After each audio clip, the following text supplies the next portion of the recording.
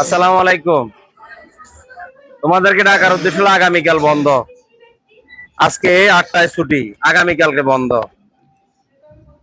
দেশে কিন্তু প্রচন্ড গরম, ফ্যাক্টরিতে গরম, বাইরেও গরম। সবাই সাবধান, এখন কাজের টাইম, অনেকজন অসুস্থ হয়ে পড়তে পারো। সবাই বেশি করে পানি খাবা। আর যাদের বাসায় বাচ্চা আছে, ছেলে মেয়ে আছে, হামের টিকা দিতে আছে। অনেকজন আমাদের ফ্যাক্টরিতে কাজ করতেছে, জানতেছো না। হ্যাঁ, এই হামের টিকাগুলা এই যে হাসপাতালে বা গ্রামে যে বিভিন্ন জায়গাতে ওরা টিকা দিয়ে যায়। তো সবাই এগুলোর প্রতি খেয়াল রাখিও, ঠিক আছে?